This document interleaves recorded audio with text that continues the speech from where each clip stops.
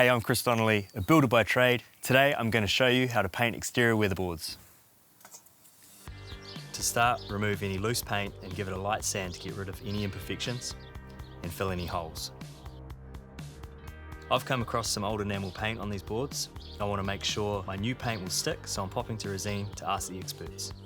I'm painting some weatherboards at home and I've scraped back the last layer of paint. It was flaky and it's revealed a really well stuck older layer of paint. I think maybe like an old enamel paint. What's the best way to make sure that my new coat is going to stick to that? You're going to have to give it a really good sand to start with, about a 150 to 180 grit sandpaper. That'll just help the next coat of paint get a good key onto there. And then that whole enamel layer, I'd prime it with the Quick Dry acrylic primer first, just to give you the maximum adhesion, just to make sure it'll stick. So I'd need to paint the whole board, not just spot priming? Yeah, I'd paint the whole board, well, anywhere that you've exposed that enamel layer.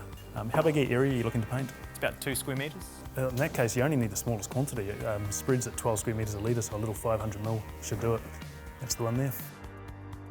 With Adrian's advice, I prime the entire area and wait for it to dry. Then it's time to paint, making sure you use a flat brush and work horizontally across the full length of the boards. What a difference a fresh coat of paint makes.